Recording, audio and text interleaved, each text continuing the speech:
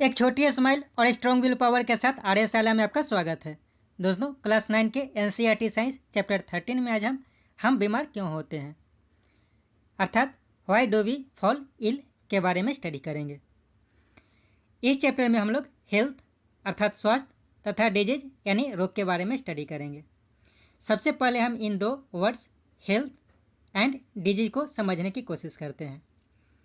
Health और disease दोनों अपने आप में एक बहुत ही जटिल प्रक्रिया है। हमें यह ध्यान रखना है कि हेल्थ और डिजीज दोनों एक दूसरे से बिल्कुल अलग है। हेल्थ की बात करते हैं तो यह ब्रॉड लेवल या फिर सोशल लेवल पर बात किया जाता है, परंतु डिजीज की बात करते हैं तो यह लिमिटेड या फिर इंडिविजुअल लेवल पर बात किया जाता है। भले ही हेल्थ और डिजीज एक दूसरे से अलग हैं, फिर भी दोनों एक दूसरे से परस्पर संबंधित होते हैं। यदि हेल्थ अच्छा होगा तो निश्चित रूप से कम डिजीज होने की संभावना होगी। इस चैप्टर में हम मुख्य रूप से डिजीज, इसके कारण और समाधान के बारे में स्टडी करेंगे। जैसा कि हम जानते हैं, हमारा शरीर different types of cell, tissue और ऑर्गन से मिलकर बने होते हैं तथा इन सभी के अलग अलग फंक्शंस होते हैं। जैसे ब्लड का कार्य होता है ऑक्सीजन को बॉडी के डिफरेंट पार्ट्स तक पहुंचाना, इसी प्रकार लीवर तथा किडनी का प्यूरिफिकेशन, हार्ट का ब्लड सर्कुलेशन और ब्रेन का कार्य होता है सोचना। भले ही बॉडी के डिफरेंट ऑर्गन्स के अलग अलग फंक्शन होते हैं, लेकिन फिर भी ये सभी एक दूसरे के साथ कोऑर्डिनेशन में रहता है। जैसे मान लेते हैं कि यदि किसी व्यक्ति का हार्ट प्रॉपरली परफॉर्म नहीं कर पा रहा है तो ऐसा होगा कि बॉडी के डिफरेंट पार्ट्स तक जो ब्लड है उसका सर्कुलेशन नहीं होगा, और यदि व्यक्ति का ब्लड सर्कुलेशन प्रभावित होगा तो निश्चित रूप से ऑक्सीजन का प्रॉपर सप्लाई नहीं हो पाएगा, और बॉडी के डिफरेंट पार्ट्स तक यदि ऑक्सीजन का प्रॉपर सप्लाई नहीं होगा तो ऐसा हो सकता है कि बॉडी का कोई एक ऑर्गन या तो अपना कार्य करना कम कर सकता है या फिर बंद कर सकता है। अतः यदि हम डिजीज की बात करें तो कहा जा सकता है कि बॉडी के किसी भी सेल, टिश्यू या ऑर्गन को प्रभावित करने वाला कोई भी कारक जो हमारे बॉडी के एक्टिविटी को प्रभावित करता है, समान शब्दों में इसी प्रभाव को डिजीज कहा जाता है। अतः हम कह सकते हैं कि डिजीज से बचने के लिए हमें प्रॉपर फूड और न्यूट्रिशन की आवश्यकता होती है। अब हम स्वास्थ्य तथा इसका बिगड़ना यानी हेल्थ एंड इट्स फेल्योर की बात करते हैं। इसमें पहला पॉइंट है स्वास्थ्य का महत्व यानी द सिग्निफिकेंस ऑफ हेल्थ। यदि सिग्निफिकेंस ऑफ हेल्थ की बात करते हैं तो सबसे साधारण शब्दों में इसे बीइंग वेल कहा जाता है, यानी कि इसका मतलब है अच्छा होना, ठीक है, तथा वेल बीइंग को इफेक्टिव फंक्शनिंग के रूप में भी समझा जा सकता है। यानी कि कहा जा सकता है कि यदि कोई व्यक्ति इफेक्टिवली फंक्शनिंग कर रहा है यानी कि वह व्यक्ति स्वस्थ है। यह आवश्यक नहीं है कि इफेक्टिव फंक्शनिंग का न होना किसी डिजीज को शो करता है। यह जरूरी नहीं है कि यदि कोई व्यक्ति अपना एक्टिविटी को प्रॉपरली परफॉर्म नहीं करता है तो किसी डिजीज से पीड़ित है। इसे हम एक एग्जाम्पल के द्वारा समझते हैं। मान लेते हैं कोई एक सिंगर है, यदि वह सिंगर किसी कारण से अपना सिंगिंग परफॉर्म नहीं कर पा रहा है तो इसका मतलब ये नहीं है कि वह व्यक्ति बीमार है, ठीक है। उसके सिंगिंग परफॉर्म नहीं करने का बहुत सारा रीज़न हो सकता है, जैसे उसका मानसिक स्थिति सही ना हो, वो अपने गायन पे कंसंट्रेट न कर पा रहा हो, या फिर उसके दिमाग में अलग अलग तरह की या फिर कोई अन्य बात चल रही हो, या फिर ऐसा भी हो सकता है कि उसने अपना प्रॉपर प्रैक्टिस नहीं किया हो। लेकिन इसका मतलब ये नहीं है कि वह व्यक्ति बीमार है, ठीक है। तो इन सब बातों को समझने के लिए हम अगला पॉइंट देखते हैं कि जो व्यक्तिगत और सामुदायिक समस्या होती है दोनों ही स्वास्थ्य को प्रभावित करता है, यानी कि the personal and community issues both matters for health. इसे समझने की कोशिश करते हैं। जैसा कि हमने देखा हेल्थ का मतलब क्या होता है, वेल बीइंग। इसे और अच्छी तरह से समझने की कोशिश करें तो यह कहा जाता है health means a state of physical, mental and social wellbeing. यानी कि एक व्यक्ति को तभी पूरी तरह से स्वस्थ कहा जाएगा जब वह फिजिकली, मेंटली और सोशली स्वस्थ हो। इसे हम समझने की कोशिश करते हैं। जैसे हम उस व्यक्ति की बात करें जो अपना गायन परफॉर्म नहीं कर पा रहा हो, तो उसका फिजिकल रीजन भी हो सकता है। मान लेते हैं कि उस व्यक्ति के गले में किसी प्रकार का इन्फेक्शन हुआ हो जिसके कारण वह गायन परफॉर्म नहीं कर पा रहा हो। ऐसा भी हो सकता है कि वह मेंटली स्वस्थ न हो, उसके दिमाग में कुछ बात चल रहा हो, उसने ढंग से प्रैक्टिस ना किया हो, उसका माइंड उसके लिए प्रिपेयर ना हो, यानी कि उसमें मेंटल हेल्थ का भी प्रॉब्लम हो सकता है। मान लेते हैं कि वह व्यक्ति घर से स्टेज तक पहुंचने में रास्ते में किसी तरह का ट्रैफिक का सामना करना पड़ा हो, या फिर किसी ऐसे व्यक्ति से मिला हो जो असामाजिक टाइप का हो, जिसके कारण उसकी बात से उसके मानसिक स्थिति को प्रभाव पहुंचा हो और वह बात उसके दिमाग में चल रहा हो, जिसके कारण वो अपने गायन पे कंसंट्रेट न कर पा रहा हो। यानी यह कहा जा सकता है कि जो सोशल हेल्थ है वह भी मनुष्य की हेल्थ को प्रभावित, यानी कहने का मतलब यह हुआ कि हेल्थ का मतलब क्या होता है, फिजिकल, मेंटल और सोशल वेलबींग। ठीक है। इस आधार पे ऐसा भी कहा जा सकता है कि the health of all organism will depend on their surroundings and their environment. इसे हम सोशल हेल्थ से समझने की कोशिश करते हैं। यदि हम सोशल हेल्थ की बात करते हैं तो उसमें उसके सराउंडिंग और इन्वायरमेंट का इन्वॉल्वमेंट होता है। यदि इन्वायरमेंट की बात करें तो जो इन्वायरमेंट होता है वो फिजिकल इन्वायरमेंट और सोशल इन्वायरमेंट दो तरह का हो सकता है। तो हम समझने की कोशिश करते हैं कि फिजिकल इन्वायरमेंट और सोशल इन्वायरमेंट किस तरह से हेल्थ को प्रभावित करता है। यदि फिजिकल इन्वायरमेंट की बात करें तो मान लेते हैं कि किसी तरह का साइक्लोन या फिर फ्लड से कोई स्थान प्रभावित हुआ है। तो मान लेते हैं कि साइक्लोन से प्रभावित हुआ है तो वहाँ पे रहने वाले व्यक्ति का कुछ जानमाल की क्षति हुई हो, तो जिसके कारण क्या हो सकता है कि उसका मानसिक स्थिति अच्छा ना हो, यानी कि उसका मेंटल हेल्थ प्रभावित हुआ हो। यदि फ्लड की बात करें तो यदि किसी स्थान पर फ्लड आया हो तो ऐसा हो सकता है कि किसी व्यक्ति का जानमाल का नुकसान हुआ हो, या फिर पानी जमाव के कारण कोई महामारी फैला हो, कोई बीमारी फैला हो। यानी कहा जा सकता है कि उसका मेंटल और फिजिकल हेल्थ दोनों फिजिकल इन्वायरमेंट के कारण प्रभावित हो सकता है। यदि सोशल इन्वायरमेंट की बात की जाए तो सोशल इन्वायरमेंट की जब बात करते हैं तो इससे भी मेंटल हेल्थ या फिर किसी इंडिविजुअल के हेल्थ को प्रभाव पड़ता है। ठीक है। इसे समझने की कोशिश करते हैं। मान लेते हैं हम किसी गांव या फिर शहर में रहते हैं। ठीक है। गांव या शहर में रहते हैं। We live in village, town और city. In such place even our physical environment is decided by social environment. ठीक है। ये सोशल इन्वायरमेंट से डिसाइड होता है। कैसे डिसाइड होता है इसे हम समझने की कोशिश करते हैं। मान लेते हैं कि किसी स्थान पर रहते हैं और उस स्थान पे जो गार्बेज है, गार्बेज को ऐसे ही स्ट्रीट पे यानी कि रास्ते पे फेंक दिया गया हो, तो क्या होगा, उस जगह का इन्वायरमेंट अच्छा नहीं रहेगा, हमें अच्छा फील नहीं होगा, उससे तरह तरह की बीमारी भी उत्पन्न हो सकती है। ऐसा भी हो सकता है कि मान लेते हैं कि कोई स्थान है जहाँ पे जो ड्रेनेज वाटर सिस्टम है वो प्रॉपर नहीं है और पानी इधर उधर फैला हुआ है, तो उससे भी बीमारी होने की संभावना है। यानी कि कहा जा सकता है कि public cleanness is important for individual health. यानी कि यह कहा जा सकता है कि जो सोशल इन्वायरमेंट होता है वो इंडिविजुअल की हेल्थ को प्रभावित करता है। यदि हम तीनों तरह की हेल्थ की बात करें तो तीनों तरह हमें हेल्दी रहने के लिए इन तीनों हेल्थ को मेंटेन करना ज़रूरी है। इसके लिए हमें प्रॉपर फूड और न्यूट्रिशन लेने की आवश्यकता है, हमें खुश रहने की आवश्यकता है और सोशल इक्वलिटी और हार्मोनी को मेंटेन रखना है। यदि हम प्रॉपर फूड और न्यूट्रिशन लेंगे तो निश्चित रूप से हम हेल्दी रहेंगे। यदि हम खुश रहेंगे तो हम मेंटली स्वस्थ रहेंगे, और यदि सोशल इक्वलिटी और हार्मोनी रहेगा तो निश्चित रूप से हम हैप्पी रहेंगे, हमारा स्वास्थ्य अच्छा रहेगा। ठीक है। नेक्स्ट पॉइंट है स्वस्थ रहने तथा रोग मुक्त में अंतर। तो इसे हम समझने की कोशिश करते हैं।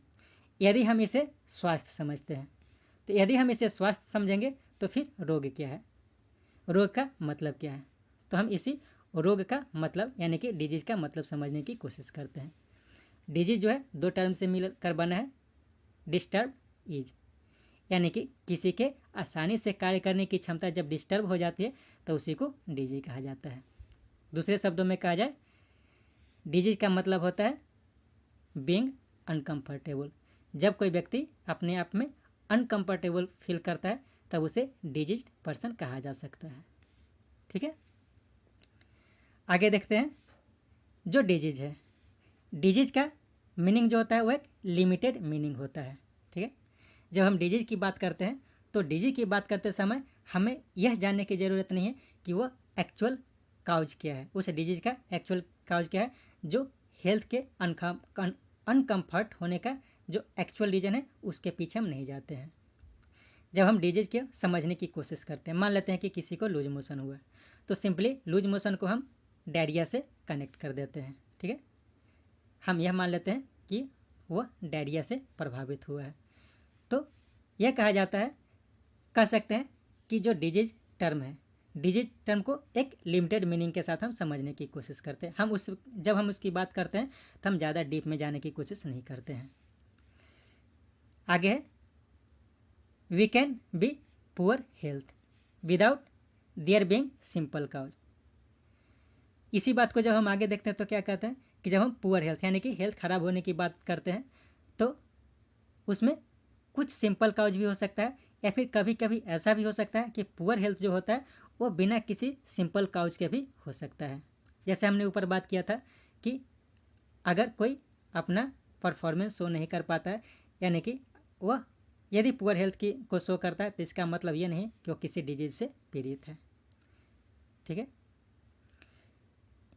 और यह भी ध्यान रखना है कि जो डिजीज होता है, डिजीज किसी इंडिविजुअल तक ही सीमित होता है।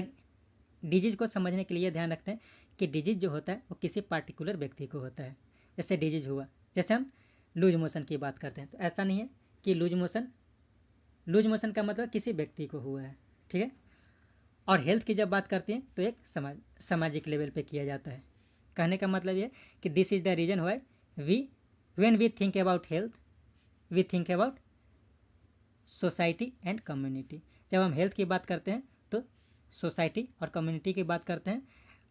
On the other hand when we talk about disease we think about individual suffering. ठीक है, नेक्स्ट पॉइंट है रोग तथा इसके कारण, डिजीज एंड इट्स काउज। इसमें पहला पॉइंट है व्हाट डिजीज लुक्स लाइक, जो रोग है कैसे दिखाई देते हैं। तो जैसा कि हमने ऊपर देखा था कि हमारा जो बॉडी होता है, हमारा body different types of cells, tissue, organ system से मिलकर बने होते हैं। ठीक है, और ये सभी जो टिश्यू होते हैं उनमें अलग अलग फिजियोलॉजिकल सिस्टम होता है, उन सभी ऑर्गन्स के अलग अलग फंक्शंस होते हैं। ठीक है, और सबका जो फंक्शन होता है एक दूसरे से कोऑर्डिनेटेड होता है।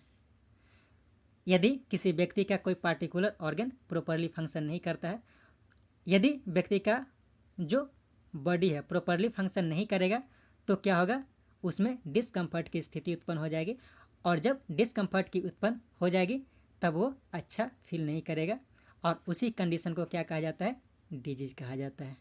ठीक है, but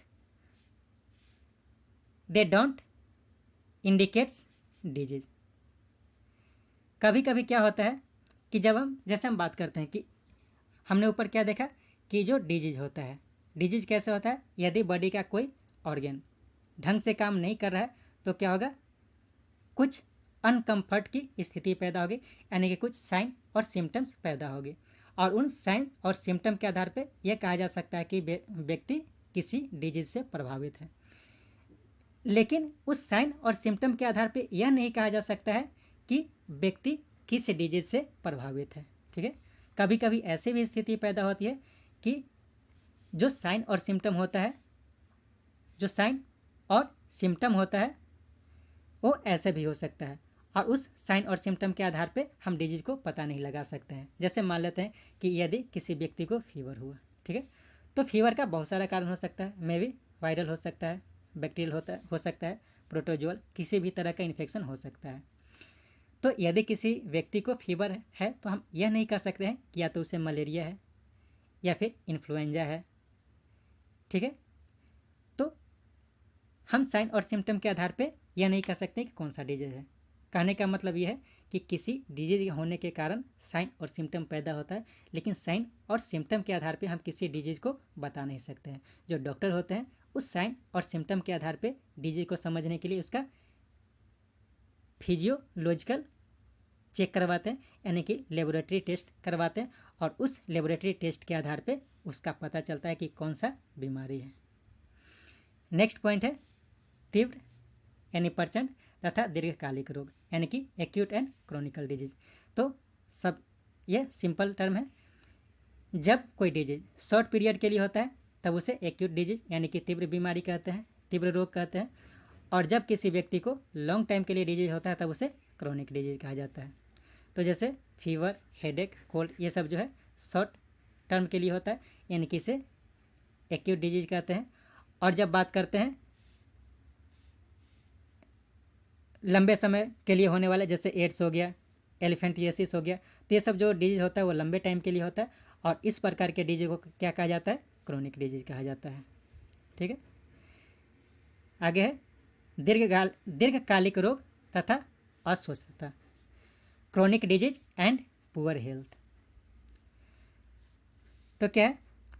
acute and chronic disease have different effect on our health.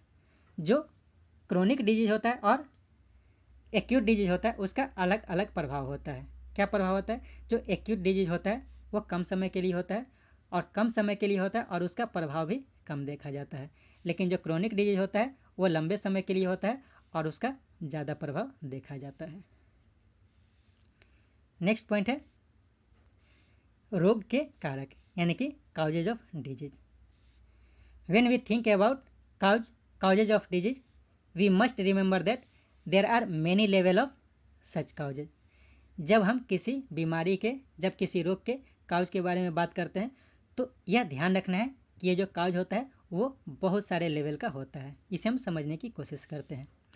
मान लेते हैं कि कोई बच्चा है, किसी बच्चे में लूज मोशन देखा गया। ठीक है, तो लूज मोशन का कारण क्या हो सकता है? इन्फेक्शन, यानी कि वो यह फर्स्ट रीजन हो सकता है कि उस बच्चे में कोई इन्फेक्शन हुआ है। ठीक है, अब इन्फेक्शन हुआ है तो इन्फेक्शन कैसे हुआ है? तो ऐसा हो सकता है कि गंदा पानी पीने से उस बच्चे में इन्फेक्शन हुआ है, या फिर ऐसा भी हो सकता है कि उस बच्चे में इन्फेक्शन, जो गंदा पानी है वो या तो घर में गंदा हुआ हो, या फिर जो सप्लाई है पूरे सप्लाई सिस्टम में गंदा पानी है। मान लेते हैं कि पूरे सप्लाई सिस्टम में गंदा पानी आ रहा है। अब इस कंडीशन में यह देखा गया कि कुछ बच्चे ऐसे हैं जो बीमार पड़े और कुछ बच्चे हैं जो बीमार नहीं पड़े। ठीक है, तब इस कंडीशन में क्या होगा कि हमारे दिमाग में ये बात आएगी कि कुछ बच्चे ही बीमार पड़े और कुछ बच्चे बीमार क्यों नहीं पड़े। तो इसका रीज़न यह हो सकता है कि कुछ बच्चे हेल्दी हैं और कुछ बच्चे हेल्दी नहीं हैं। ठीक है, तो जो बच्चे हेल्दी हैं उनमें बीमारी नहीं हुआ, यानी कि उसके इम्यूनिटी सिस्टम के कारण वह इन्फेक्शन से लड़ रही है और वह बीमार नहीं पड़ा। और कुछ बच्चे ऐसे हैं जो वीक हैं, यानी कि हेल्दी नहीं है, तो उन्हें इन्फेक्शन देखा गया। यानी कि जो बच्चे न मतलब हेल्दी नहीं है तो वे रिस्क से ज़्यादा एक्सपोज्ड होते हैं। ठीक है, यानी कि दूसरा रीज़न यह हो गया कि बच्चे हेल्दी हैं या फिर हेल्दी नहीं है, यानी कि बीमारी के कारण यह भी हो सकता है कि बच्चे जो है वो हेल्दी नहीं है। तीसरी बात आती है कि आखिर क्या रीज़न है कि बच्चे हेल्दी नहीं हैं। तो बच्चे हेल्दी नहीं हैं तो उसका रीज़न होगा कि वो वेल नरिश्ड नहीं है, यानी कि जो तीसरा रीज़न हो गया वो क्या हो गया? नरिश्ड। यानी कि अगर बच्चे नरिश्ड नहीं हैं तो उसका हेल्थ अच्छा नहीं रहेगा, और हेल्थ अच्छा नहीं रहेगा तो इन्फेक्शन हुआ। ने आगे हम देखते हैं तो क्या होगा कि नरिश्ड क्यों नहीं है? तो नरिश्ड इसलिए नहीं है या तो वह किसी पुअर फैमिली से बिलोंग करता है, या फिर ऐसा है कि उस जगह का जो हॉस्पिटल सिस्टम है वो ढंग से काम नहीं कर रहा है। ठीक है, यानी कि यह कहा जा सकता है कि पॉवर्टी यानी गरीबी भी इन्फेक्शन का एक कारण हो सकता है, यानी कि बच्चे का बीमार पड़ने का पॉवर्टी भी कारण हो सकता है, या फिर जीनेटिक डिफरेंस भी कारण हो सकता है। मान लीजिए कुछ ऐसा बच्चा है जिसमें कुछ जीनेटिक प्रॉब्लम है, तो अगर जीनेटिक प्रॉब्लम की बात करें उसके कारण भी हो सकता है। यानी कि कहा जा सकता है कि जो बीमारी है उसका अलग अलग स्तर होता है। ठीक है, बीमारी का जो डिजीज है उसका अलग अलग रीजन हो सकता है, तो अलग अलग तरह से उसे सोचना पड़ता है। एक बात और ध्यान रखना है कि जो डिजीज है, डिजीज का मुख्य रूप से दो कारण होता है, एक इमीडिएट यानी कि तत्कालिक कारण होता है और दूसरा कंट्रीब्यूटिव कारण होता है। इसे हम समझ लेते हैं। इमीडिएट रीजन क्या होता है, जैसे हम बच्चे में इन्फेक्शन की बात करें तो बच्चे में जो इन्फेक्शन हुआ वह दूषित पानी से हुआ, यानी कि इमीडिएट रीजन हो गया।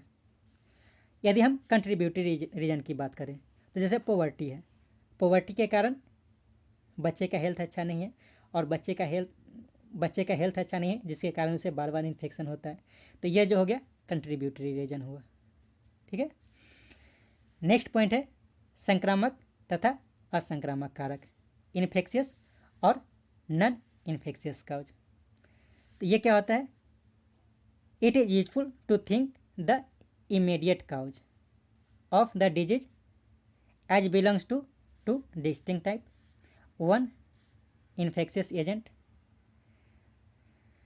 और दूसरा non caused by infectious agent.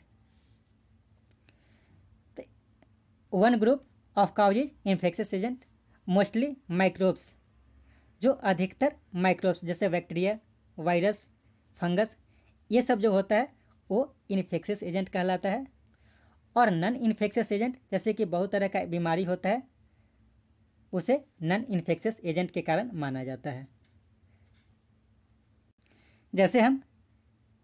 जैसे मलेरिया, टाइफाइड, कालाजार, ये सब की बात करें तो ये इन्फेक्शियस एजेंट के कारण होता है। जो मलेरिया होता है फीमेल एनोफिल्स के काटने से होता है और वो प्रोटोजोआ के कारण होता है। डायरिया जो हुआ वो वायरस के कारण होता है। तो ये सब जो होता है इन्फेक्शियस डिजीज होता है और इसके लिए इन्फेक्शियस एजेंट कार्य करता है। कुछ ऐसे डिजीज होते हैं जो नॉन इन्फेक्शन के कारण होता है, उनके में किसी प्रकार का इन्फेक्शन नहीं होता है बल्कि वो हमारे बॉडी के हमारे एक्टिविटी के कारण या फिर जेनेटिक प्रॉब्लम के कारण होता है, तब उसे नॉन इन्फेक्शियस डिजीज कहा जाता है। जैसे कैंसर, यदि हमारा बॉडी एक्टिविटी अच्छा नहीं है तो हमें कैंसर हो सकता है, हाई ब्लड प्रेशर हो सकता है, हार्ट का प्रॉब्लम हो सकता है। तो ये सब जो है एक से दूसरे में नहीं फैलता है, यानी कि इसे नॉन इन्फेक्शियस डिजीज कहेंगे। और डायरिया, कालाजार, मलेरिया ये सब एक से दूसरे में यानी कि मच्छर के काटने से एक से दूसरे में फैल सकता है, यानी कि इस तरह के डिजीज को इन्फेक्शियस डिजीज कहा जाता है। नेक्स्ट है इन्फेक्शियस डिजीज। तो इन्फेक्शियस डिजीज की जब हम बात करेंगे तो सबसे पहले समझते हैं कि इन्फेक्शन का एजेंट क्या क्या है। ठीक है, इन्फेक्शन का कारण क्या है, संक्रामक कारक, इन्फेक्शियस एजेंट्स। तो यदि हम इन्फेक्शियस एजेंट की बात करें तो इन्फेक्शियस एजेंट जो होता है उसका वाइड रेंज होता है, यानी कि बहुत बड़े स्तर पे होता है और इसे अलग अलग तरह से क्लासीफाई किया जाता है। जो इन्फेक्शियस एजेंट होता है वो वायरस हो सकता है, बैक्टीरिया हो सकता है, बैक्टीरिया हो सकता है, फंगस हो सकता है, प्रोटोजोआ हो सकता है या फिर कुछ मल्टी सेलुलर ऑर्गेनिज्म जैसे वर्म, ये सब भी हो सकता है। कुछ एग्जाम्पल का मैंने यहाँ पे फोटो लगाया है, जैसे ये है सार्स। तो जैसा कि अभी हम लोग ये देख रहे हैं कोविड-19 जो बीमारी है तो किसके कारण हुआ है, SARS-CoV-2 वायरस के कारण।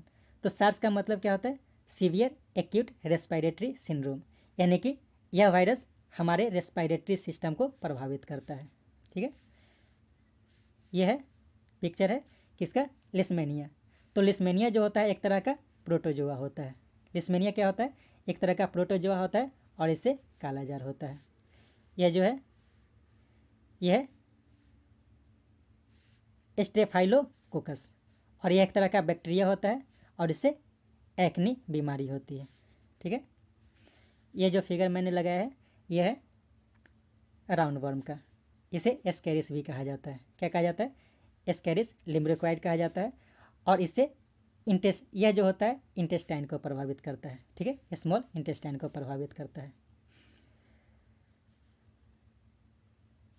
अब हम कुछ डिजीज की बात करते हैं। जैसे वायरस से कौन कौन सा डिजीज होता है, तो जैसे कॉमन कोल्ड यानी कि सर्दी बुखार जो होता है, इन्फ्लुएंजा, डेंगू, एड्स, ये सब वायरस के कारण होता है। Typhoid fever, cholera, tuberculosis, anthrax, ये सब बैक्टीरिया के कारण होता है। बहुत सारा स्किन इन्फेक्शन होता है फंगस के कारण। प्रोटोजुआ के कारण बहुत सारी बीमारी होती है, जैसे मलेरिया, कालाजार, और वर्म के कारण एलिफेंटियासिस होता है। ठीक है,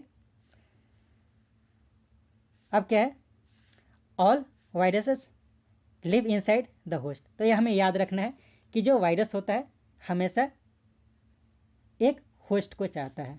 होस्ट करने का मतलब क्या हुआ कि वायरस जो होता है किसी जीवित ऑर्गेनिज्म में रहना चाहता है। क्यों?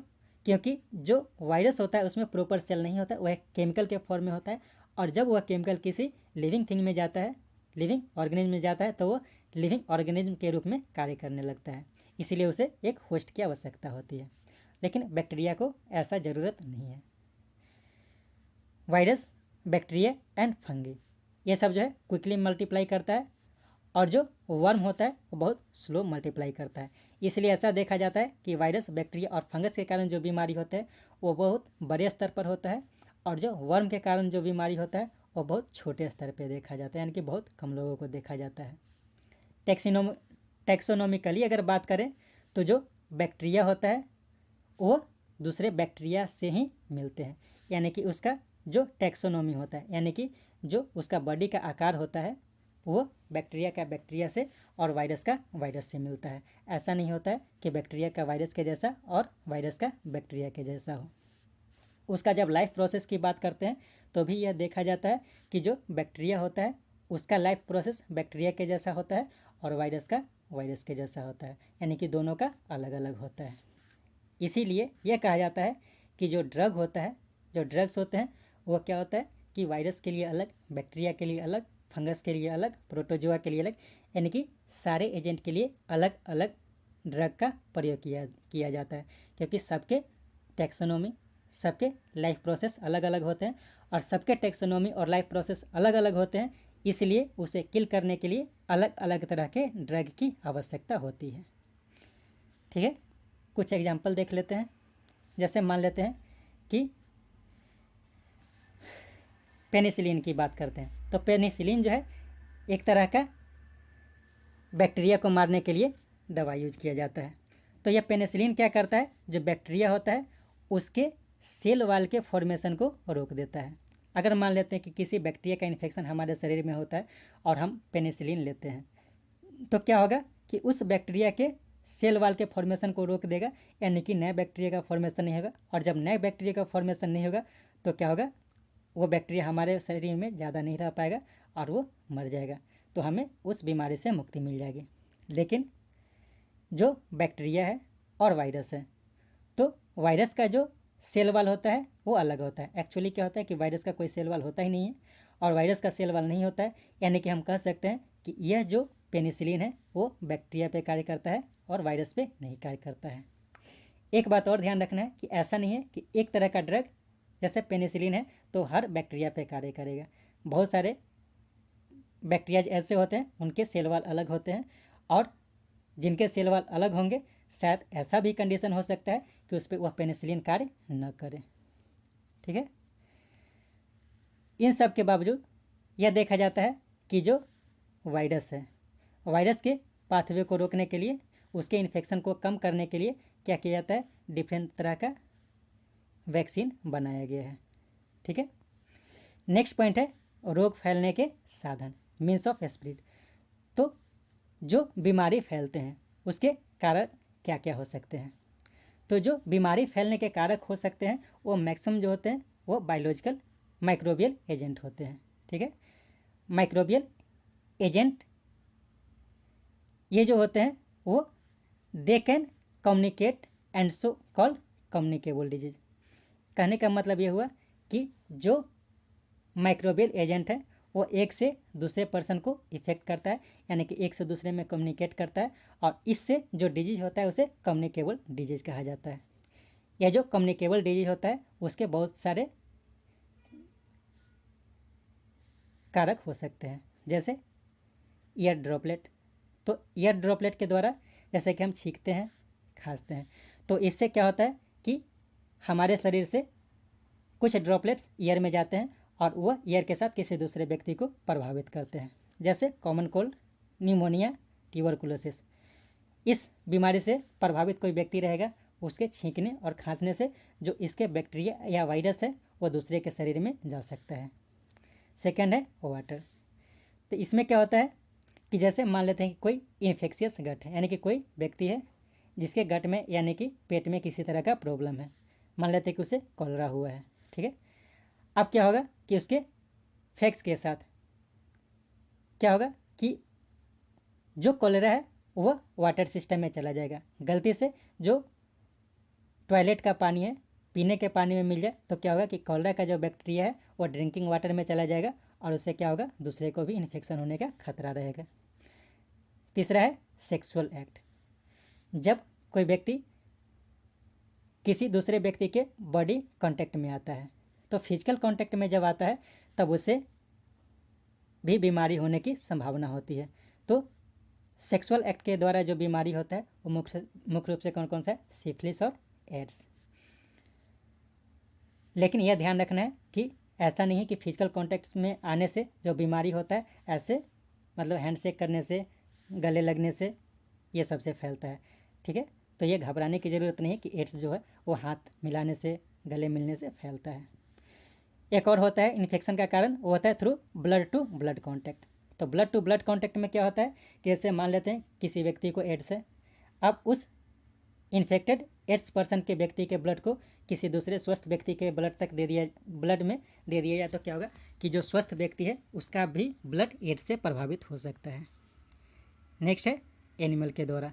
तो एनिमल के द्वारा इन्फेक्शन कैसे होता है, जैसे मान लेते हैं कि कोई सिक पर्सन है यानी कि बीमार पर्सन है, अब उस बीमार पर्सन के कांटेक्ट में कोई दूसरा जानवर आया, कोई दूसरा लिविंग थिंग आया और इसका जो बैक्टीरिया, वायरस या प्रोटोजोआ है उस दूसरे एनिमल के बॉडी में चला गया। अब यह एनिमल किसी तीसरे बॉडी को काटा तो यह जो बैक्टीरिया, वायरस है तीसरे के बॉडी में चला गया। तो इस तरह का भी कंडीशन होता है। तो इसमें जो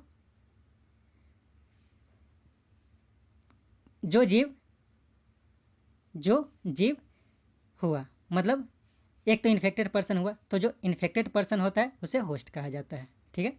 जो जीव काटा, ठीक है, जैसे मान लेते हैं कि एक मलेरिया पेशेंट है, अब मलेरिया पेशेंट को जब फीमेल एनोफिल्स काटेगी तो क्या होगा कि जो इन्फेक्टेड पर्सन, जो मलेरिया वाला पर्सन है उसके बॉडी से प्रोटोजोआ मच्छर के शरीर में जाएगा, तो ये जब मच्छर होता है वो वेक्टर कहलाता है।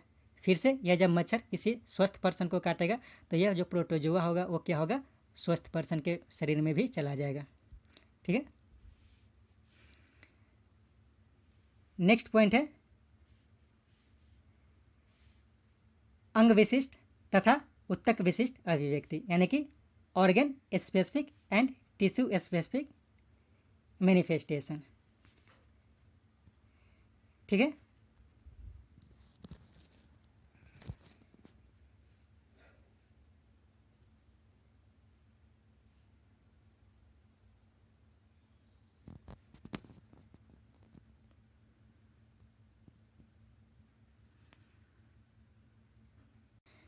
जब हम ऑर्गन स्पेसिफिक और टिश्यू स्पेसिफिक मैनिफेस्टेशन की बात करते हैं तो इसमें यह कहा जाता है कि जो डिफरेंट टाइप्स ऑफ डिजीज होते हैं, डिफरेंट टाइप्स ऑफ माइक्रोब्स होते हैं, वो किसी खास तरह के ऑर्गन और टिश्यू को प्रभावित करते हैं।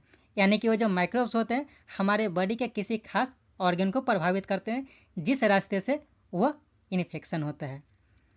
जैसे मान लेते हैं कि अगर किसी माइक्रोब का इन्फेक्शन नोज से हुआ तो नोज से होता है तो वह हमारे बॉडी के लंग को प्रभावित करता है, जैसे ट्यूबरकुलोसिस, ठीक है।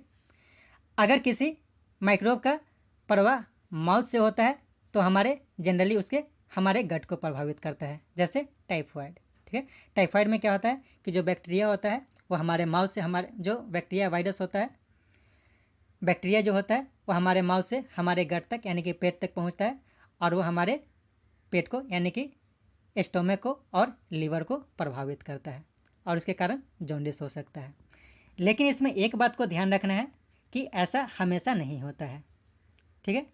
बहुत सारा ऐसा भी समय होता है कि इन्फेक्शन होने का जो वे होता है वो अलग होता है, यानी कि हमारे किसी और ऑर्गन से इन्फेक्शन होगा लेकिन हमारे दूसरे ऑर्गन को प्रभावित करता है। इसका सबसे अच्छा एग्जाम्पल है HIV। तो HIV में क्या होता है कि सेक्सुअल ऑर्गन से इसका इन्फेक्शन होता है, लेकिन ये हमारे लिम्फ नोड और हमारे बॉडी को प्रभावित करता है। ठीक है, ऐसा नहीं है कि ये सिर्फ सेक्सुअल ऑर्गन को प्रभावित करता है, बल्कि लिम्फ नोड और हमारे बॉडी ऑर्गन को प्रभावित करता है। दूसरा एग्जाम्पल देखा जाए मलेरिया, तो मलेरिया में क्या होता है कि जो माइक्रोब होता है, जो मच्छर होता है फीमेल एनोफिल्स, वो क्या करता है हमारे स्किन पे बाइट करता है, लेकिन वो जो मलेरिया है वो हमारे लीवर और रेड ब्लड सेल्स को प्रभावित करता है। ठीक है, इसी तरह से जापानीज एन्सेफेलाइटिस, तो जब जापानीज एन्सेफेलाइटिस जो होता है, जापानीज एन्सेफेलाइटिस और ब्रेन फीवर थ्रू मॉस्किटो, या मॉस्किटो के बाइट से हमारे शरीर में आता है, लेकिन ये हमारे ब्रेन को प्रभावित करता है। What the symptom and sign of an infection will we know what the target tissue और organ is and the function that are carried out by this tissue and organ. कहने का मतलब यह है कि हम इस आधार पर यह डिसाइड करते हैं कि किस बैक्टीरिया या फिर वायरस का इन्फेक्शन हुआ है। इसे डिसाइड करने के लिए हम यह देखते हैं कि हमारे बॉडी का कौन सा ऑर्गन प्रभावित हुआ है और उसके कारण क्या साइन और सिम्टम बन रहा है। यानी कहने का मतलब हुआ कि हमारे साइन और सिम्टम और हमारे बॉडी के प्रभावित टिश्यू और ऑर्गन के आधार पे हम यह पता लगा सकते हैं कि किस बैक्टीरिया या फिर वायरस का अटैक हमारे बॉडी पे हुआ है। ठीक है, यह प्रक्रिया किस प्रकार से कार्य करती है इसे समझने की कोशिश करते हैं।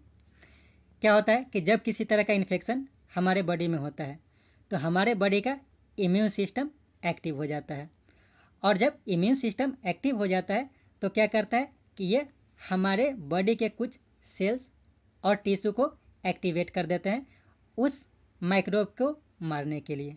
ठीक है, उस माइक्रोब को मारने के लिए क्या होता है कि कुछ सेल एक्टिवेट हो जाते हैं, और इस रिक्रूटमेंट प्रोसेस को, यानी कि इस एक्टिवेशन के प्रोसेस को इन्फ्लेमेशन यानी कि शत्रुता कहते हैं। As a part of this process there are local effect such as swelling, pain and general effect such as fever, यह सब देखा जाता है। क्या होता है कि जब कोई माइक्रोब्स हमारे बॉडी पे अटैक करता है तो हमारे बॉडी का जो इम्यून सिस्टम है कुछ सेल्स को एक्टिवेट कर देता है, कुछ सेल्स या फिर कुछ ऑर्गन्स को एक्टिवेट कर देता है। तो क्या करता है कि वह ऑर्गन उस माइक्रोब को मारने के लिए कुछ प्रोसेस करता है। ठीक है, और उस प्रोसेस को इन्फ्लेमेशन कहा जाता है, और इस प्रक्रिया के अंतर्गत क्या होता है कि स्वेलिंग, पेन, फीवर जैसी क्रिया देखी जाती है। थोड़ा समझ लेते हैं कि ये प्रभाव जो होता है स्वेलिंग, पेन और फीवर क्यों दिखाई देता है। मान लेते हैं कि हमारे गले में इन्फेक्शन हुआ, तो हमारे गले में जब इन्फेक्शन होता है तो क्या होता है कि हमारा बॉडी का जो इम्यून सिस्टम है उस इन्फेक्शन और उस माइक्रोब से लड़ने के लिए क्या करता है हमारे गले के एक्टिविटी को बढ़ा देता है, उसमें ब्लड के फ्लो को बढ़ा देता है, और उस प्रक्रिया में कभी कभी यह भी हो सकता है कि उसके हमारे जो बॉडी का वो पार्ट है उसके सेल का संख्या बढ़ जाए। तो ऐसा कंडीशन में क्या होगा, स्वेलिंग होगा और पेन भी हो सकता है।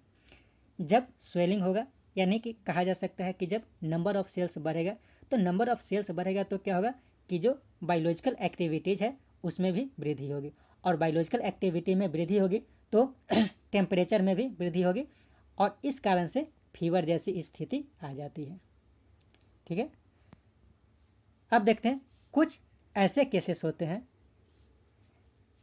जिसमें कुछ स्पेशल टाइप के इफेक्ट देखते हैं, जैसे HIV एड्स का जब किसी को इन्फेक्शन होता है तो इस कंडीशन में ये होता है कि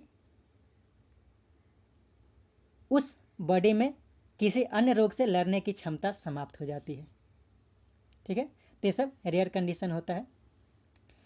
एक बात और ध्यान रखना है कि जो सीवियरिटी ऑफ डिजीज मैनिफेस्टेशन होता है, यानी कि जो किसी इन्फेक्शन का प्रभाव होता है वो नंबर ऑफ माइक्रोब्स पे डिपेंड करता है। कितना ज़्यादा संख्या में जो माइक्रोब्स हमारे बॉडी में इंटर किया है तो उसके आधार पे यह पता चलता है कि कितना प्रभाव दिखेगा, और उसी प्रकार से हमारा इम्यून सिस्टम भी काम करता है। यदि बहुत ज़्यादा माइक्रोब्स हमारे बॉडी में इंटर किया तो हमारा जो इम्यून सिस्टम है उतना स्ट्रांगली कार्य नहीं कर पाता है, लेकिन जब कम माइक्रोब्स आता है तो हमारा इम्यून सिस्टम उसे प्रॉपरली लड़ लेता है और उस डिजीज को समाप्त कर देता है, उस माइक्रोब्स को मार देता है। नेक्स्ट पॉइंट है उपचार के नियम, यानी कि principles of treatment. Next point है उपचार के नियम। तो इसमें क्या होता है कि जब कोई व्यक्ति बीमार पड़ता है तो उसका ट्रीटमेंट का क्या क्या नियम होता है, क्या क्या परिस्थिति हो सकती है, कैसे उसका ट्रीटमेंट किया जाता है, उसी के बारे में बात करते हैं। तो जब कोई इन्फेक्शन होता है तो उससे समाप्त करने के लिए मुख्य रूप से 2 मेथड का प्रयोग किया जाता है। पहला जो होता है reduce the effect of disease, जो डिजीज का इफेक्ट है उसे समाप्त कर देते हैं। इसमें क्या है कि हम सिम्टम के आधार पे ट्रीटमेंट करते हैं। अब मान लेते हैं कि किसी तरह का इन्फेक्शन, मान लेते हैं किसी वायरल इन्फेक्शन हुआ, तो कोई वायरल इन्फेक्शन जब होता है तो उस कंडीशन में क्या किया जाता है कि वायरल इन्फेक्शन से क्या हुआ, मान लेते हैं कि बुखार उत्पन्न हुआ, फीवर आया, तो क्या करते हैं कि फीवर का दवा दिया जाता है, पैरासीटामोल दिया जाता है। तो उस कंडीशन में क्या है कि फीवर कंट्रोल में आ जाता है। यदि इन्फेक्शन का मात्रा कम हो तो क्या होगा, फीवर दवा से कंट्रोल हो जाएगा, और जो वायरल या फिर बैक्टीरियल इन्फेक्शन हुआ है वो हमारे इम्यून सिस्टम के द्वारा कंट्रोल हो जाता है। तो यह सिंपल मेथड होता है। लेकिन यह जो मेथड है इसमें क्या होता है कि हम एग्जैक्ट जो काउजिंग माइक्रोब्स है उसको प्रभावित नहीं कर पाते, यानी कि उसे हम मार नहीं पाते हैं, ठीक है। क्योंकि क्या करते हैं, हम डिजीज के लिए नहीं बल्कि उसके सिम्टम के लिए दवा देते हैं, और सिम्टम के लिए दवा देते हैं तो सिम्टम तो समाप्त होता है, लेकिन जो वायरस या फिर बैक्टीरिया यानी कि माइक्रोब्स है वह मर नहीं पाता है, यानी कि यह प्रॉपर ट्रीटमेंट नहीं होता है, ठीक है। सेकंड जो मेथड होता है कि जो डिजीज को काउज करने वाला माइक्रोब्स है उसे किल करना, यानी कि लेबोरेटरी में टेस्ट के बाद यह पता किया जाता है कि एक्चुअली जो इन्फेक्शन हुआ है वो किसके कारण हुआ है, वायरस के कारण हुआ है, बैक्टीरिया के कारण हुआ है, या फिर प्रोटोजुआ के कारण है।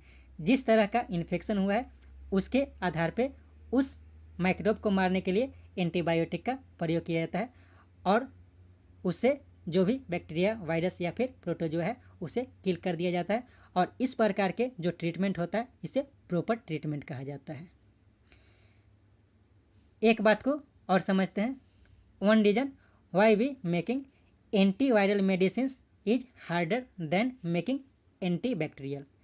देखिए क्या होता है कि एंटीबैक्टीरियल जो मेडिसिन होता है उसे बनाना आसान है, लेकिन एंटीवायरल मेडिसिन को बनाना थोड़ा कठिन होता है। इसीलिए यह देखा जा रहा है कि जो कोविड-19 है इसका जो दवा है उसे बनाने में काफ़ी टाइम लग रहा है। एक्चुअली क्या होता है कि जो बैक्टीरिया होता है, बैक्टीरिया का खुद का सिस्टम होता है, उसका जो बायोकेमिकल मैकेनिज्म होता है उसके बॉडी के खुद का होता है, ठीक है। तो चूँकि बैक्टीरिया का बायोकेमिकल मैकेनिज्म खुद का होता है तो हम उस बैक्टीरिया को पहचान लेते हैं, ठीक है। उस बैक्टीरिया को देख लेते हैं और उसका बायोकेमिकल प्रोसेस क्या है उसे समझ लेते हैं, और उस बायोकेमिकल प्रोसेस के आधार पे दवा बनाते हैं और उस बैक्टीरिया को समाप्त कर सकते हैं। लेकिन जो वायरस होता है, वायरस का खुद का बायोलॉजिकल मैकेनिज्म नहीं होता है, वह क्या होता है, वह केमिकल के फॉर्म में होता है, और जब वह किसी ऑर्गेनिज्म के बॉडी के अंदर जाता है तो उसके बॉडी के एक्टिविटी के आधार पे वो अपना एक्टिविटी परफॉर्म करता है। तो कह सकते हैं कि वह जो वायरस है जिस ऑर्गेनिज्म के अंदर जाएगा उस ऑर्गेनिज्म की तरह बिहेव शो करेगा, उसके अनुसार अपना बिहेव शो करेगा, यानी कि अलग अलग ऑर्गेनिज्म में वो अलग अलग तरह का बिहेव शो कर सकता है। इसलिए उसे समझना थोड़ा मुश्किल होता है, और इसीलिए एंटीवायरल मेडिसिन बनाना थोड़ा मुश्किल हो जाता है, ठीक है। निवारण के सिद्धांत यानी कि प्रिंसिपल ऑफ प्रिवेंशन की बात करते हैं। तो जैसा कि हमने देखा कि डिजीज के बहुत सारे कारण होते हैं, इन्फेक्शन के बहुत सारे कारण होते हैं, बहुत सारे माइक्रोब्स होते हैं जो विभिन्न तरह की बीमारी उत्पन्न करते हैं। जब कोई इन्फेक्शियस डिजीज होता है तो उसे डील करने में हमें 3 तरह की कठिनाइयों का सामना करना पड़ सकता है। कुछ डिजीज ऐसे होते हैं जिसे कभी भी पूरी तरह से समाप्त नहीं किया जा सकता है, जैसे HIV एड्स। यह ऐसा बीमारी है जिसे पूरी तरह से कभी भी समाप्त नहीं किया जा सकता है, और इसमें क्या होता है कि जो इम्यून सिस्टम होता है यह इम्यून सिस्टम धीरे धीरे काम करना बंद कर देता है। तो इसमें क्या करना पड़ता है कि जो व्यक्ति है उसे किसी भी रोग के होने से बचाना पड़ता है, नहीं तो यदि कोई भी रोग हुआ तो चूंकि उसका इम्यून सिस्टम समाप्त हो जाता है तो वह किसी भी रोग से मर सकता है, किसी भी डिजीज से मर सकता है। सेकेंड है, कुछ ऐसा इन्फेक्शन होता है जो लंबे समय तक चलता है, जिसे ट्रीटमेंट करने में बहुत लंबा समय लेता है, तो इसके लिए क्या करना पड़ता है कि बेड रेस्ट का सलाह दिया जाता है। ठीक है। और तीसरा ऐसा होता है कि जो इन्फेक्शन होता है, इस इन्फेक्शन में क्या होता है कि एक इन्फेक्टेड पर्सन होता है और उस इन्फेक्टेड पर्सन से जो इन्फेक्शन होता है वो दूसरे व्यक्ति तक स्प्रेड करने लगता है। ठीक है, यानी कि इसमें मल्टीप्लिकेशन की क्रिया होती है। तो ये सब जो कंडीशन होता है, अलग अलग कंडीशन होता है, तो इसीलिए यह कहा जाता है prevention of disease is better than cure. ठीक है, किसी भी बीमारी को ठीक करने से अच्छा है कि बचाव को फॉलो किया जाए। अब यह जो प्रिवेंशन है, प्रिवेंशन का दो तरीका होता है। ठीक है, प्रिवेंशन का मुख्य रूप से दो तरीका होता है। पहला जो होता है प्रिवेंटिंग एक्सपोजर। पहला क्या होता है? Preventing exposure. जैसे मान लेते हैं कि कोई डिजीज है जो ईयरबोर्न डिजीज है, तो ईयरबोर्न डिजीज है तो उसके लिए क्या करेंगे कि हम ऐसा उपाय करेंगे कि ईयर में उसका इन्फेक्शन ना हो। वाटरबोर्न डिजीज है, वाटरबोर्न माइक्रोब्स है, तो ऐसा कोशिश करेंगे कि जो ड्रिंकिंग वाटर है वो सेफ ड्रिंकिंग वाटर का प्रयोग किया जाए, पानी में किसी तरह का गंदगी ना हो। या फिर ऐसा हो सकता है अगर मान लेते हैं कि कोई वेक्टर बोर्न डिजीज हो, जैसे कि मलेरिया हो गया या फिर कालाजार हो गया, तो उसके लिए क्या करते हैं कि जो इन्वायरमेंट है उसे क्लीन करना पड़ता है। यानी कि एक्सपोजर को प्रिवेंट करने के लिए क्या क्या करना पड़ता है, जिस तरह का एक्सपोजर का कंडीशन रहता है उसके अगेंस्ट में काम करता है। ईयरबोर्न है तो ईयर में एक्टिविटी किया जाता है, वाटरबोर्न है तो सेफ ड्रिंकिंग वाटर का प्रयोग किया जाता है। अगर वेक्टर बोर्न डिजीज है तो क्या किया जाता है, इन्वायरमेंट को साफ रखा जाता है, जैसे कि मच्छर वच्छर ना हो, ऐसा कंडीशन क्रिएट किया जाता है। सेकेंड जो मेथड होता है, सेकेंड मेथड होता है स्पेसिफिक वे। ऊपर जो हमने बात किया वो क्या होता है, जनरल वे होता है, यानी कि वो जनरली काम किया जाता है कि जिससे कि सारे लोगों को फायदा हो। दूसरा जो होता है वो होता है स्पेसिफिक वे। तो स्पेसिफिक वे में क्या होता है, स्पेसिफिक वे जो होता है related to party peculiar property of immune system. यानी कि इसमें क्या किया जाता है कि जो हमारा इम्यून सिस्टम होता है उसे और ज़्यादा स्ट्रॉन्ग करने की कोशिश किया जाता है, या फिर इम्यून सिस्टम को डेवलप करने की बात की जाती है। तो इसमें इम्यून सिस्टम को समझते हैं कि कैसे किया जाता है। तो इसमें मुख्य रूप से वैक्सीनेशन की बात की जाती है। ठीक है, वैक्सीनेशन की बात की जाती है। तो इसमें क्या किया जाता है, हमारे बॉडी का एक प्रवृत्ति होता है कि जब किसी तरह का माइक्रोबियल इन्फेक्शन होता है, तो जब बॉडी में माइक्रोबियल इन्फेक्शन होता है तो उसके अगेंस्ट में हमारा बॉडी रेस्पॉन्स शो करता है। ठीक है, रेस्पॉन्स शो करने के बाद एक एंटीबॉडी जनरेट करता है, और जब एंटीबॉडी का जनरेशन हो जाता है यानी कि वह उस डिजीज को यानी कि इन्फेक्शन को रिमेंबर कर लेता है, यानी कि याद कर लेता है। और जब नेक्स्ट टाइम उस तरह के माइक्रोब का इन्फेक्शन होता है तो क्या करता है, जो बॉडी है क्योंकि वो पहले ही एंटीबॉडी तैयार कर चुका है, यानी कि जब दोबारा उस माइक्रोब का इन्फेक्शन होगा तो उसे लड़ने के लिए वो बॉडी प्रॉपरली तैयार होता है। ठीक है, इसी आधार पे वैक्सीन को बनाया जाता है। तो वैक्सीन क्या होता है, वैक्सीनेशन की प्रक्रिया में क्या किया जाता है कि लेस पावरफुल बैक्टीरिया या फिर वायरस को बॉडी में इंटर कराया जाता है। तो जब लेस पावरफुल बैक्टीरिया या वायरस को हमारे शरीर में इंटर कराया गया तो क्या हुआ कि जब एंटीजन यानी कि बैक्टीरिया वायरस हमारे शरीर में इंटर किया तो उसके अगेंस्ट हमारा इम्यून सिस्टम काम करता है और उसके अगेंस्ट में एंटीबॉडी जनरेट कर देता है। इससे फ़ायदा क्या होता है कि जब दोबारा वो वायरस यानी कि ज़्यादा मात्रा में जब उस माइक्रोब्स का हमारे बॉडी में इन्फेक्शन होगा तो क्या होगा, उसके अगेंस्ट हमारा बॉडी लड़ने के लिए तैयार होता है। तो इसी प्रक्रिया को क्या कहा जाता है, वैक्सीनेशन कहा जाता है। एक और पॉइंट समझ लेते हैं, हर्ड इम्यूनिटी। हर्ड इम्यूनिटी की बात अभी कोविड-19 के अगेंस्ट में बात की जाती है। तो हर्ड इम्यूनिटी मतलब क्या होता है कि इम्यूनिटी का बहुत ज़्यादा स्तर पर वृद्धि हो जाना। जैसा कि यह माना जा रहा है कि जो कोविड-19 है उसका प्रभाव हम यह देखा गया कि प्रभाव हुआ। अब क्या है कि ऐसा माना जा रहा है कि इससे कोई बच नहीं पाएगा। तो क्या हो रहा है कि जो वायरस है एक बॉडी में इंटर किया, इसे दूसरे में, दूसरे से तीसरे में, तीसरे से चौथे, पाँचवें, इस तरह से सब में जा रहा है। कुछ व्यक्ति ऐसा है जिसका इम्यून सिस्टम बहुत स्ट्रांग है और कुछ जो है उसका लो है।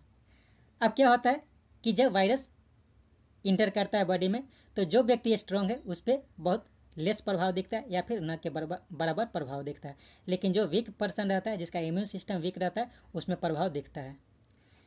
तो ऐसा नहीं है कि जो जिस व्यक्ति में प्रभाव दिखा उसी व्यक्ति को उसी के बॉडी में जो वायरस है वो इंटर किया।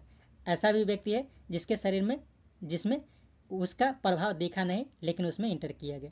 तो ऐसा माना जाता है कि करीब करीब सारे व्यक्ति में उस वायरस का एंट्री हो गया और सबके बॉडी में एंटीबॉडी जनरेट हो गया, यानी कि सबके बॉडी में वो वायरस गया और सब उसके प्रति अपना इम्यून सिस्टम जनरेट कर लिया, यानी कि पूरे भीड़ में एक इम्यून सिस्टम जनरेट हो गया और इसी को हर्ड इम्यूनिटी कहा जाता है। ठीक है, इसी के साथ चैप्टर समाप्त हुआ। Thank you.